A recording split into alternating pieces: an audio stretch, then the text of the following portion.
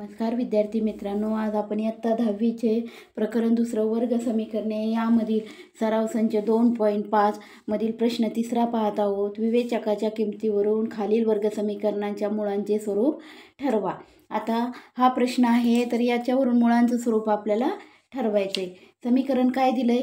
x वर्ग वजा 4x अधिक 4 बरोबर 0. आता x वर्ग मायनस 4x प्लस 4 बरोबर 0 ची तुलना करायची. ची एक्स वर्ग प्लस बी एक्स प्लस सी बरोबर 0 शी तुलना करून मूळ वर्ग समीकरणाशी तुलना करून ए बी सीच्या किमती काढायच्या. ए एक्स वर्गाचा सहगुणक किती आहे? 1. बी एक्सचा सहगुणक वजा 4. सी बरोबर 4. आता विवेचक काढण्याचं सूत्र आहे डेल्टा बरोबर बी वर्ग मायनस 4 ए सी. बी वर्ग मायनस 4चा वर्ग मायनस 4 एची किंमत 1 आहे, सीची किंमत 4 आहे. मायनस संख्येचा वर्ग केल्यास तो प्लस येतो. मायनस 4चा वर्ग 4चा वर्ग 16 वजा 4 1 4 4 चौक 16. प्लसवर मायनस काय होतात? कॅन्सल होतात. किती येतो? डेल्टा 0. आता जर डेल्टा 0 आला तर दिलेल्या वर्ग समीकरणाची मुळे वर्ग समीकरणाची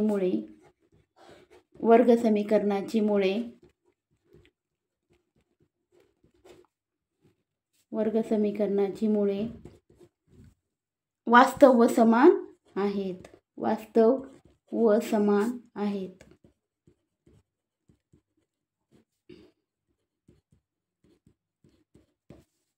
यामधलं दुसरं उदाहरण आहे 2y वर्ग मायनस 7y प्लस 2 बरोबर 0.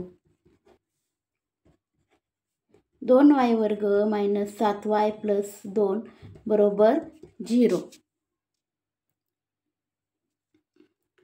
ची आता समीकरण y मध्ये आहे, तर मूळ वर्ग समीकरण सुद्धा y मध्येच घ्यायचं. ए वाय वर्ग प्लस बी वाय प्लस सी बरोबर 0 शी तुलना करून ए बी सीच्या किमती काढायच्या. ए वाय वर्गाचा सहगुणक किती? 2. बी वायचा सहगुणक किती? वजा 7. सी बरोबर 2.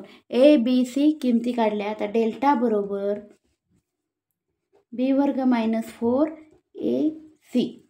बी वजा 7चा वर्ग मायनस 4 ए ची किंमत 2 सी ची किंमत 2. मायनस संख्येचा वर्ग केल्यास तो प्लस येतो. मायनस 7चा वर्ग 49 हा गुणाकार. 4 दुने 8 8 दुने 16 49 वजा 16. 49 मधून 16 गेले किती राहतात? 33. डेल्टाची किंमत किती आली? 33. आता 33 हे 0 पेक्षा काय आहेत? मोठे आहेत.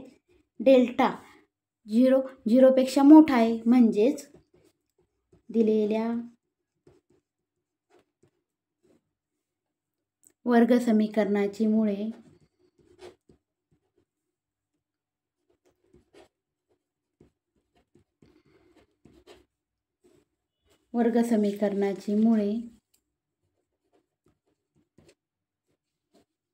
वास्तव व समान आहेत.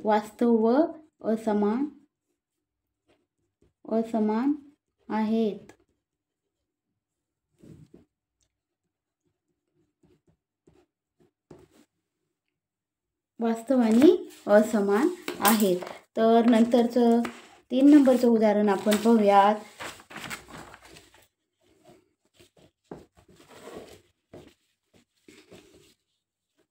3 नंबरचं उदाहरण आहे m वर्ग प्लस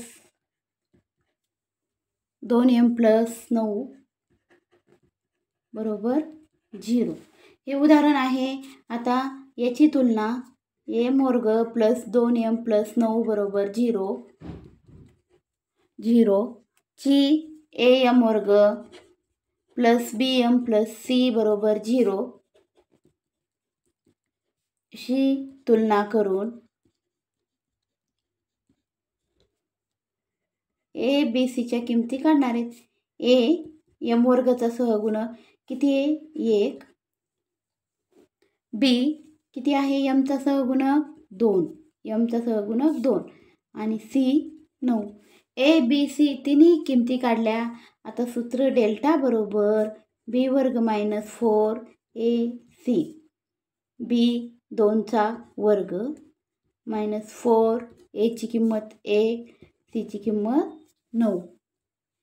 आता 2चा वर्ग केल्यास 4, 4 1 4 आणि 4 9 36 वजा 36, 4 वजा 36.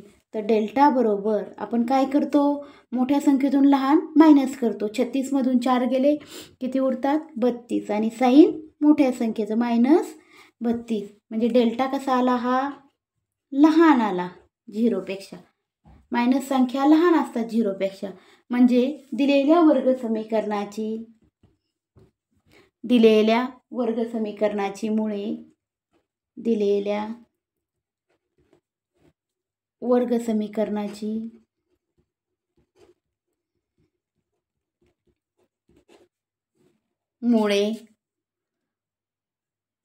मुळे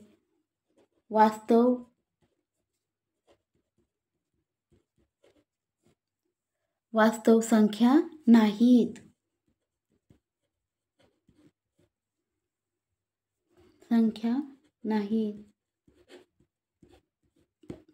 तर प्रश्न 3 आपल्याला होता की वर्गसमीकरणाची मुळांचे स्वरूप ठरवा. तर यामधले 3 उदाहरणं आहेत, 3 पाहिलेले आहेत. आता तर आपण माझ्या मागच्या व्हिडिओमध्ये प्रश्न पहिला, दुसरा पाहिला आणि पहिलं प्रकरण आपण पाहिलं इयत्ता 10वीचं 2 चलाची रेषीय समीकरणे. आणि नंतर आपण इयत्ता 10वीचं वर्गसमीकरणे चालू केलं. यामधील आपण सराव संच 2.1, 2.2, 2.3, 2.4 आणि 5 मधले काही उदाहरणं पाहिले. आज 2.5 मधला प्रश्न 3 आपण पाहिलेला आहे. विवेचकाच्या किमतीवरून खालील वर्गसमीकरणांच्या मुळांचे स्वरूप ठरवा. स्वरूप ठरवायचं म्हणजे आपल्याला हे काही गुणधर्म पाठ पाहिजे. समजा डेल्टा 0 असेल तर वर्गसमीकरणाची मुळे कशी असतात, वास्तव व समान असतात. आणि डेल्टा 0पेक्षा मोठा आला तर दिलेल्या वर्गसमीकरणाची मुळे वास्तव व समान असतात. आणि डेल्टा 0पेक्षा लहान आला, मायनस साईन 0पेक्षा लहान असतात मायनस संख्या, तर दिलेल्या वर्गसमीकरणाची मुळे वास्तव संख्या नाहीत. ह्या आपल्याला हे गुणधर्म पाठ असेल तर ह्या सराव संचमधले उदाहरणं आपल्याला काहीच अवघड जात नाही. आणि सूत्र पण लक्षात ठेवायला अतिशय सोपं आहे. डेल्टा बरोबर बी वर्ग मायनस 4 ए सी. तर विद्यार्थी मित्रांनो, माझे सगळे व्हिडिओ पहा, गणित विषयाचा अभ्यास करा आणि सराव करा. बेसिक गणितसुद्धा मी टाकलेले आहेत यामध्ये. तर माझ्या चॅनलला लाईक करा, सबस्क्राईब करा, शेअर करा. धन्यवाद.